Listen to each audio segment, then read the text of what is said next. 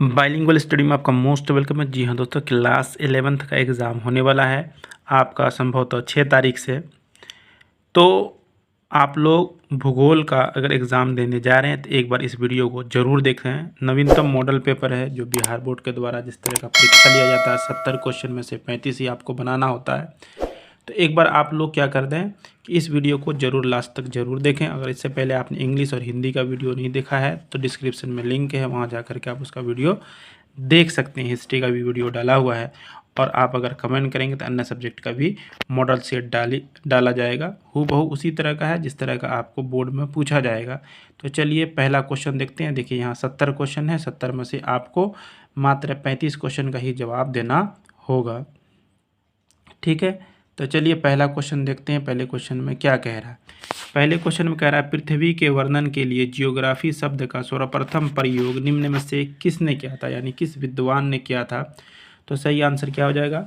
Option अ में है अरस्तु, टॉलमी, इरेस्टोस्थनीज, कांट। तो एक का सही आंसर हो जाएगा। ऐसा शब्द ज्योग्राफी शब्द का सर्वप्रथम प्रयोग करने वाले को इरेस्टोस्थनीज कहा जाता है, जिसे एनसीईआरटी के अनुसार फादर ऑफ ज्योग्राफी भी कहा जाता है, यानी भूगोल का पिता कहा जाता है। बहुत जगह आप हिकिटियस को भी भूगोल का पिता के रूप में देखेंगे। तो चलिए अगला क्वेश्चन देखते हैं। अगले क्वेश्चन में कह रहा है कि प्रादेशिक उपागम का प्रवर्तन निम्न में से किस भूगोलवेत्ता का द्वारा दिया गया है, यानी जो प्रादेशिक उपागम का प्रवर्तन है ये किस भूगोलवेत्ता द्वारा दिया गया है। तो यहाँ पर जो ऑप्शन जो है, इस ऑप्शन में से कार्ल रीटर यानी ऑप्शन ए जो है ये आपका बिल्कुल सही जवाब है। अगला क्वेश्चन देखते हैं। अगले क्वेश्चन में क्या कह रहा है। 3 नंबर क्वेश्चन में कह रहा है कि निम्नलिखित में से भौतिक भूगोल की शाखा नहीं है। भूगोल के 2 भाग होते हैं मुख्यतः, एक मानव भूगोल, दूसरा भौतिक भूगोल। 11th का जो भूगोल है आपका भौतिक भूगोल है, और 12th का जो भूगोल है आपका यानी 12वां क्लास का, तो वो आपका मानव भूगोल के मूल सिद्धांत, उसका नाम ही है पहले पार्ट का, तो यानी वो मानव भूगोल है। तो यहाँ पूछ रहा है कि भौतिक भूगोल की शाखा नहीं है। तो देखिए भू आकृति विज्ञान है, जल विज्ञान है, जलवायु विज्ञान है, मानव शास्त्र नहीं है। मानव शास्त्र जो है ये मानव भूगोल की शाखा है। तो ऑप्शन जो है यहाँ पर 2 बिल्कुल सही है। अगला क्वेश्चन देखते हैं। अगले क्वेश्चन 4 नंबर क्वेश्चन में क्या कह रहा है। 4 नंबर क्वेश्चन में कह रहा है निम्नलिखित में से किस लक्षण को भौतिक लक्षण कहा जा सकता है। तो भौतिक लक्षण यानी जो प्रकृति से रिलेटेड हो। तो देखिए सड़क आदमी बनाता है, जल उद्यान आदमी बनाता है, बंदरगाह आदमी बनाता है, लेकिन पठार जो होता है ये प्रकृति द्वारा प्रदत्त चीज़ है, इस वजह से ये भौतिक लक्षण हो गया। 4 का आंसर। पृथ्वी की उत्पत्ति से संबंधित निहारिका परिकल्पना किसने प्रस्तुत किया था। निहारिका परिकल्पना जो है इसको किसने दिया था, किसने प्रस्तुत किया था। तो लाप्लास ने किया था। ऑप्शन ब जो है यहाँ पर आपका बिल्कुल सही हो जाएगा। अगला क्वेश्चन देखते हैं। 6 नंबर में क्या कह रहा है। 6 नंबर में कह रहा है पृथ्वी की उत्पत्ति के बारे में ज्वारीय परिकल्पना। यहाँ पर दूसरा परिकल्पना है। ज्वारीय परिकल्पना किसने प्रस्तुत किया था। 2 या 3 परिकल्पना में से एक जरूर आपको पूछेगा। तो इसका हो जाएगा जीन्स तथा जेफरे, यानी ऑप्शन द जो है यहाँ पर आपका बिल्कुल सही आंसर है। अगला क्वेश्चन देखते हैं। 7 नंबर में कह रहा है कि सौर मंडल का सबसे चमकीला ग्रह कौन सा था। देखिए सबसे चमकीला ग्रह हो, पृथ्वी की बहन हो, सुबह का तारा हो, शाम का तारा हो यानी सांझ का तारा, भोर का तारा, सबसे चमकीला ग्रह, सबसे गर्म ग्रह, ये एक ही ग्रह को कहा जाता है। और वो ग्रह जो है आपका कौन सा ग्रह है, वेनस है, यानी 7 नंबर का सही आंसर हो जाएगा द। शुक्र ग्रह को कहा जाता है पृथ्वी की बहन, सांझ का तारा, भोर का तारा, सबसे चमकीला ग्रह, या इसी को कहा जाता है। संपूर्ण पृथ्वी का घनत्व कितना है, डेंसिटी कितना है, यहाँ पर 8 नंबर क्वेश्चन में सही पूछ रहा है। तो इसका सही आंसर हो जाएगा आपका 100, 5.5 जो है ये पृथ्वी का संपूर्ण पृथ्वी का घनत्व है। 9 नंबर पूछा निम्नलिखित में से पृथ्वी के किस भाग में घनत्व सर्वाधिक है। पृथ्वी का जो 3 भाग है जिसको भूपर्पटी, मेंटल और क्रोड कहा जाता है। तो क्रोड 2 पार्ट में बटा हुआ, बाह्य क्रोड और आंतरिक क्रोड। तो सबसे ज़्यादा जो आपका यहाँ पर कह रहा है घनत्व जो है वो आंतरिक क्रोड का है, यानी ऑप्शन जो है आपका 9 का सही आंसर हो जाएगा द। चलिए अगला क्वेश्चन देखते हैं। सबसे तीव्र गति वाली भूकंपीय तरंग कौन सी है। तो तरंग तीन होता है, पी तरंग, एस तरंग और एल तरंग। प्राइमरी तरंग कहते हैं, एस को सेकेंडरी तरंग, एल को लंग वेग या लंग तरंग कहते हैं। तो 10 का सही आंसर हो जाएगा कि सबसे तीव्र गति वाली भूकंपीय तरंग कौन सी तरंग है। तो पी तरंग को सबसे तीव्र तरंग कहा जाता है, ये पृथ्वी पर सबसे पहले पहुंचती है। तो ऑप्शन यहाँ पर अ जो है आपका बिल्कुल सही हो जाएगा। एक बार और ध्यान रखिएगा कि सबसे तीव्र गति वाली भूकंप तरंग कौन सी है, तो ये पी तरंग तो है, लेकिन इसके अतिरिक्त है कि सबसे पहले कौन सी तरंग पहुंचती है, सबसे बाद में एल तरंग पहुंचती है, ठीक है, और सबसे पहले पी तरंग पहुंचती है। इसके अलावा सबसे ज़्यादा विनाशकारी जो है ये भी एल तरंग होती है, तो ये याद रखिएगा। चलिए अगला ऑब्जेक्टिव देखा जाए। 11 नंबर में क्या कह रहा है, 11 नंबर में किस देश में भूकंप से उत्पन्न विनाशकारी समुद्र तरंगों को सुनामी कहा जाता है। देखिए सुनामी जो है जापानी भाषा का शब्द है। किस भाषा का शब्द है, जापानी भाषा का, और इसको अंग्रेजी में अगर लिखा जाता है टी सुनामी लिखा जाता है। क्या लिखा जाता है कि टी से लिखा जाता है सुनामी, TSUNAMI। तो इस वजह से ये जापानी भाषा का शब्द है, तो आंसर क्या हो जाएगा, ऑप्शन सी यानी 111 का सही आंसर हो जाएगा जापान।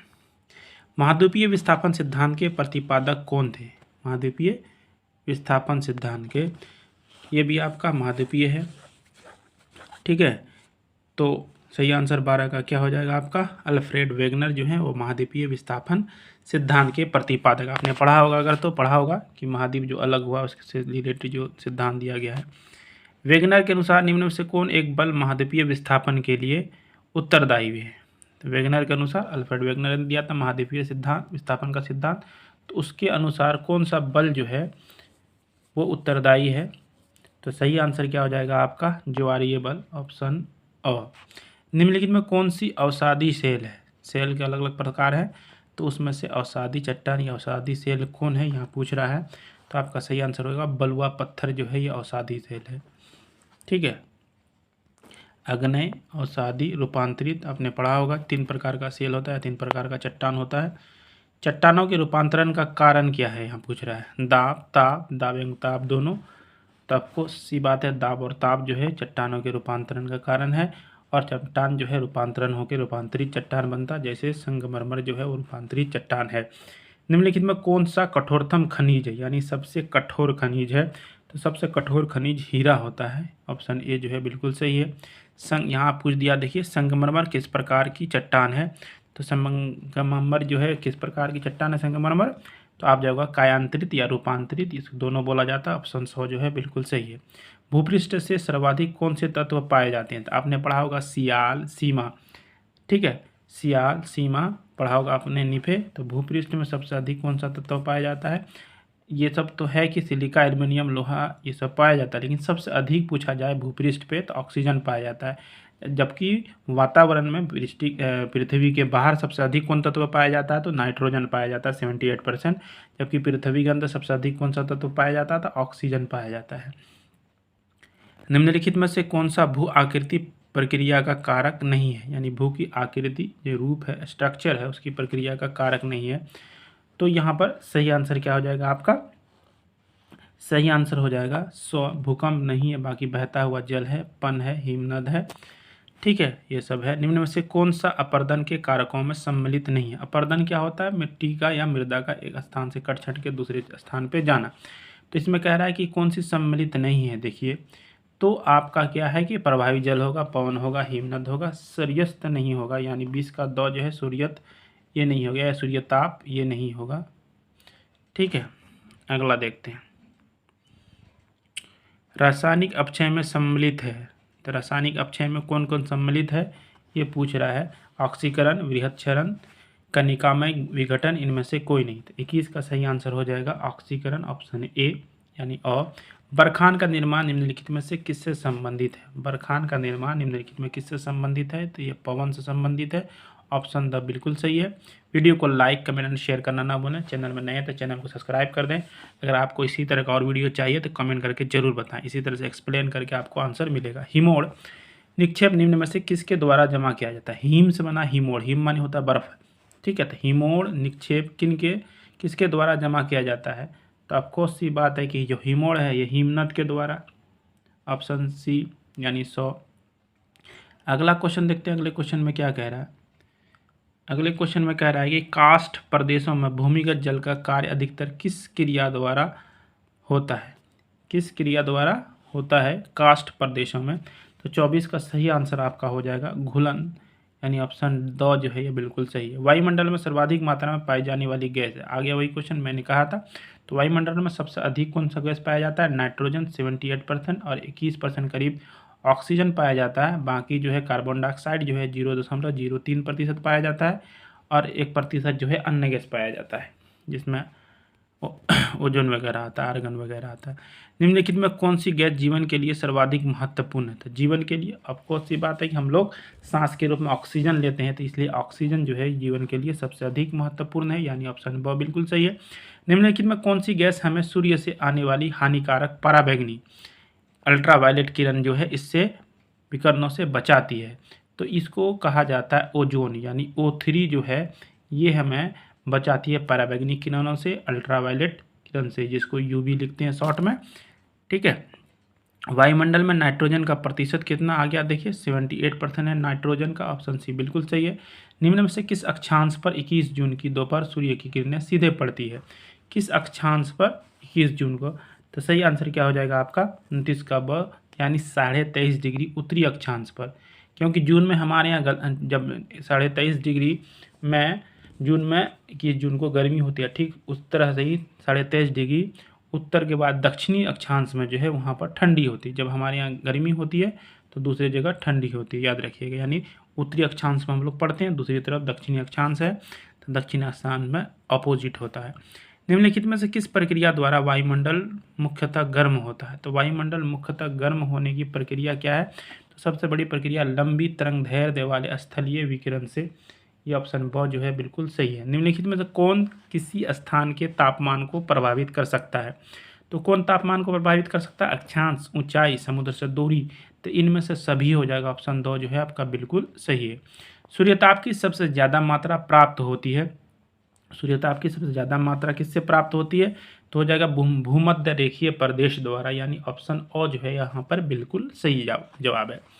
अंतर उष्ण कटिबंधीय अभिसरण क्षेत्र प्राय कहाँ होता है? अंतर उष्ण कटिबंधीय क्षेत्र, तो क्षेत्र जो है 3 तरह होता है, उष्ण, उपोष्ण, जिसको इसका एक एरिया है अंतर और एक उपोष्ण, शीत और शीतोष्ण। ठीक है, शीत जोड़ उष्ण बराबर शीतोष्ण, 3 एरिया होता है। तो यहाँ पर पूछ रहा है कि अंतर उष्ण कटिबंध अभिसरण क्षेत्र प्राय कहाँ होता है? तो 33 का सही आंसर हो जाएगा भूमध्य रेखा के निकट, यानी जो आपका विषुवत रेखा है, भूमध्य रेखा जिसको इक्वेटर बोलते हैं, ग्लोब में आपने पढ़ा होगा, जो अक्षांशीय रेखा उसमें से बीच का जो रेखा है उसी को भूमध्य रेखा बोला जाता है, इक्वेटर बोलते हैं इसको, उसके साथ साथ विषुवत रेखा बोलते हैं, उसी के निकट। तो ऑप्शन ए बिल्कुल सही हो गया। अगला क्वेश्चन देखते हैं, अगले क्वेश्चन में क्या कह रहा है कि वायु राशियों के निर्माण के उद्गम क्षेत्र निम्नलिखित में से कौन सा है? वायु राशियों का जो निर्माण का उद्गम क्षेत्र है वो निम्न में से कौन है? तो 34 का ब हो जाएगा, साइबेरिया का मैदानी भाग, ऑप्शन ब। भूमध्य रेखा के समीपवर्ती क्षेत्रों में स्थिर निम्न वायुदाब की पेटी को कहते हैं। जो भूमध्य रेखा यानी विषुवत रेखा है उसके समीपवर्ती क्षेत्र में स्थित निम्न वायुदाब की पेटी को क्या कहते हैं, यहाँ पर पूछा जा रहा है 35 में। तो सही आंसर हो जाएगा डोलड्रम, ऑप्शन अ जो है बिल्कुल सही है। अगला क्वेश्चन देखते हैं क्या करें। पवनों की गतिशीलता का प्रमुख कारण है, पवनों की गतिशीलता का प्रमुख कारण क्या है? तो सही आंसर हो जाएगा वायुदाब में अंतर होना। वायुदाब में अंतर होता है तभी पवन जो है, जहाँ कम वायुदाब होता है जहाँ, और उसके अपेक्षा जहाँ अधिक वायुदाब होता है, अधिक वायुदाब से कम वायुदाब की तरफ पवनें गति करती है, यानी पवन मतलब हवा। पवन की क्षैतिज गति निम्न में से किन कारकों द्वारा प्रभावित होती है? तो 37 का सही आंसर हो जाएगा आपका दो, इनमें से सभी हो जाएगा। दाब, प्रवणता, घर्षण बल, कोरियोलिस बल जो है, कोरियोलिस बल, ये सब इसके लिए जिम्मेदार है। 38 में कह रहा मानव के लिए वायुमंडल का सबसे महत्वपूर्ण घटक निम्नलिखित में से कौन सा है? तो मानव के लिए वायुमंडल का सबसे महत्वपूर्ण घटक है जिसके बदल तो वो जीवित रहता है, यानी ऑक्सीजन जो है सबसे महत्वपूर्ण घटक है। इसके बाद जल होता है। निम्नलिखित में कौन सा वायु की उस दशा को दर्शाता है जिसमें नमी उसकी पूरी क्षमता के अनुरूप होती है? तो 39 का सही आंसर हो जाएगा द, संतृप्त हवा, ऑप्शन द जो है यहाँ पर बिल्कुल सही है। आगे देखते हैं निम्नलिखित में से वह प्रक्रिया कौन सी है जिसके द्वारा जल द्रव्य से गैस में बदल जाता है? जल जो है वो द्रव्य से यानी लिक्विड से गैस में बदलता है। तो लिक्विड से गैस में बदलता है इसके कौन सी अवस्था में? तो आपको सी बात है वाष्पीकरण। और जब ये अपोजिट होगा किससे हो जाएगा? गैस से द्रव में बदलेगा तो उसको कहते हैं संघनन। पृथ्वी की सतह पर गिरने वाले जल के रूप को कहते हैं? तो पृथ्वी के रूप में जो गिरने वाले जल के रूप को क्या कहते हैं, तो उसको वर्षण कहते हैं, यानी ऑप्शन और जो है आपका बिल्कुल सही है। जलवायु के वर्गीकरण से संबंधित कोपेन की पद्धति या कोपेन का सिद्धांत को व्यक्त किया जाता है। तो कोपेन का सिद्धांत या कोपेन की जो पद्धति है इसको व्यक्त किया जाता है किस तरह से, आनुभाविक, यानी ऑप्शन 2 जो है यहाँ पर आपका बिल्कुल सही है। निम्नलिखित में से कौन सा वर्ष विश्व का सबसे गर्म वर्ष माना गया है, यानी विश्व का अब तक का सबसे गर्म वर्ष कौन सा वर्ष माना गया है, ये पूछा जा रहा है। तो ये 1998 को माना गया है, 1998 को। ऑप्शन ब जो है बिल्कुल सही है। कर्क एवं मकर रेखाओं के मध्य स्थित क्षेत्र कहलाता है। जो कर्क रेखा और मकर रेखा, यानी ये ग्लोब जो है आपका, इसमें से एक विषुवत रेखा, इसके ऊपर कर्क रेखा, नीचे आपका मकर रेखा। तो ये वाला एरिया क्या कहलाता है, ये वाला एरिया आपका उष्ण कटिबंध कहलाता है। और इसके ऊपर 66.5 डिग्री तक शीतोष्ण, और ये ऊपर से 66 से 90 तक जो है ये नीचे वाला एरिया, ऊपर वाला एरिया, ये कहलाता है आपका शीत कटिबंध। 3 कटिबंध होता है। तो चलिए यहाँ पर आंसर हो जाएगा उष्ण कटिबंध 44 का सही आंसर। निम्नलिखित में किस प्रकार के क्षेत्र में कोपेन की एच जलवायु पाई जाती है, तो ये भी पूछता है कोपेन की जलवायु को किससे दर्शाया जाता है, एच से। एच जलवायु पाई जाती है कौन से क्षेत्र में, यहाँ पर पूछा जा रहा है। तो 45 का हो जाएगा उच्च पर्वतीय प्रदेश में, यानी ब। हरित गृह प्रभाव के लिए उत्तरदायी है, नहीं है, यह पूछ रहा, सॉरी, हरित गृह प्रभाव के लिए, यानी आपका ग्रीन हाउस गृह इफेक्ट जो है ना, ग्रीन हाउस इफेक्ट जो है, हरित माने ग्रीन, गृह माने हाउस, इफेक्ट माने प्रभाव के लिए उत्तरदायी नहीं है। कार्बन डाइऑक्साइड है, ठीक है, मीथेन है, नाइट्रस ऑक्साइड है, ऑक्सीजन नहीं है। तो ऑप्शन 2 जो है आपका बिल्कुल 46 का सही हो जाएगा। 47 में पूछ रहा है महाद्वीपीय ढाल की औसत गहराई निम्नलिखित के बीच होती है। तो महाद्वीपीय ढाल की औसत ऊंचाई किसके बीच होती है, तो 200 से 2000 मीटर के बीच, यानी ऑप्शन 100 बिल्कुल सही है। लवणता को प्रति समुद्री जल में घुले हुए नमक ग्राम की मात्रा में व्यक्त किया जाता है। तो ग्राम की मात्रा में इसे व्यक्त करने के लिए क्या किया जाता है कि 1000 ग्राम में यानी 1 किलोग्राम में कितना लवणता है। समुद्र का साधारणतः 1000 ग्राम में यानी 1 लीटर में 35 ग्राम नमक पाया जाता है समुद्र में। निम्नांकित में किस समुद्र में लवणता सर्वाधिक है, तो देखिए आपको डेड सी जिसको कहते हैं, ठीक है, यहाँ पर निम्न में से पूछा, ऐसे सबसे अधिक जो खारा जल है समुद्र में लवणता है वो मृत सागर में, लेकिन यहाँ पर पूछा जा रहा है। तो यहाँ पर आपका सही आंसर हो जाएगा लाल सागर। क्या हो जाएगा, लाल सागर। ऐसे आपको पूछा जाएगा कि सबसे अधिक लवण किस समुद्र का है, किस सागर का है, तो वो आप बोल सकते हैं मृत सागर का, यानी डेड सी जिसको बोलते हैं, उसका जल जो है सबसे अधिक लवण, हालांकि वो एक झील है। सागरीय जल की औसत लवणता कितनी है, सागरीय जल की यानी समुद्र के जल की औसत लवणता कितनी होती है, तो मैंने अभी बात की थी कि इसकी औसत लवणता कितनी होती है, 35% होती है।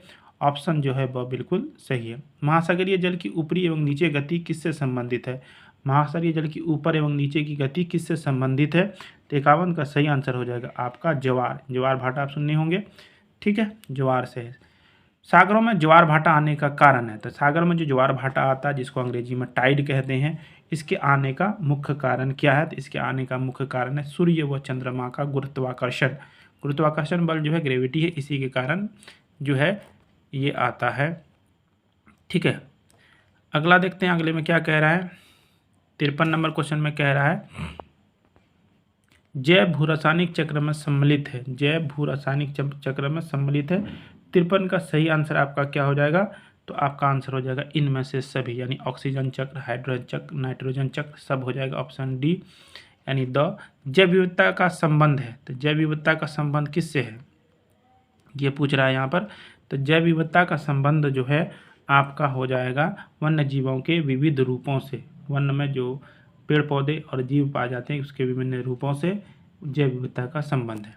55 में देखते हैं क्षेत्रफल की दृष्टि से भारत का सबसे बड़ा राज्य कौन है, तो क्षेत्रफल की दृष्टि से भारत का सबसे बड़ा राज्य जो राजस्थान है, जबकि जनसंख्या की दृष्टि से सबसे बड़ा राज्य उत्तर प्रदेश है। क्षेत्रफल की दृष्टि से भारत का सबसे छोटा राज्य कौन है, तो सबसे छोटा राज्य गोवा है, जबकि जनसंख्या में सबसे छोटा राज्य सिक्किम है। भारत की सबसे ऊंची चोटी कौन है, तो आपका भारत की जो है सबसे ऊंची चोटी, ये क्या हो जाएगा, सही आंसर हो जाएगा K2 जिसको गार्डविन ऑस्टिन भी कहते हैं। जबकि विश्व की सबसे ऊंची चोटी जो है एवरेस्ट है, जिसकी ऊंचाई 8848, कहीं कहीं पर आपको 8850 भी दिखेगा। K2 की ऊंचाई कितनी है, तो 8611, 8611 आप इसका याद रखिएगा, 8611 इसका कुल ऊंचाई है। हिमालय की उत्पत्ति किससे हुई है, तो हिमालय की उत्पत्ति जो है टेथिस सागर से हुई है। 58 का सही आंसर हो जाएगा टेथिस सागर से हुई, option C. Dot dot Rajasthan का सबसे बड़ा नमकीन झील है। कौन राजस्थान का नमकीन झील है, यानी जिसमें नमक की मात्रा पाई जाती है। तो यहाँ पर जो जल झील है उसमें से सांभर झील ही राजस्थान में पाया जाता है, और ये राजस्थान का जो है सबसे बड़ा नमकीन झील है। अगला देखते हैं, निम्न में से किस नदी में माजुली द्वीप स्थित है। एक बात ये भी याद रखिए, माजुली द्वीप जो है ये विश्व की सबसे बड़ी नदी द्वीप है। वैसे द्वीप जो नदी में स्थित हो उसे नदी द्वीप कहते हैं। द्वीप किसे कहते हैं, वैसा स्थान जिसके चारों तरफ पानी हो।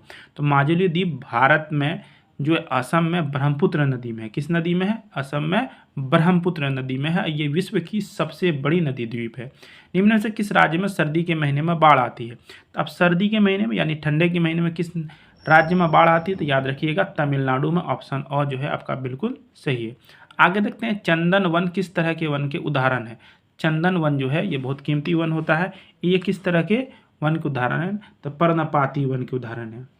ठीक है, पर्णपाती वन के उदाहरण है। सदाबहार वन वैसा वन जिसमें हमेशा जो आपका पत्ती लगी रहती है, जबकि पर्णपाती वन जिसके जो अपना पत्ता झाड़ देता है। तो कांटेदार होता है जिसमें कांटा होता है। डेल्टाई वन जिसमें मैंग्रोव है जो डेल्टा क्षेत्र में पाया जाता है।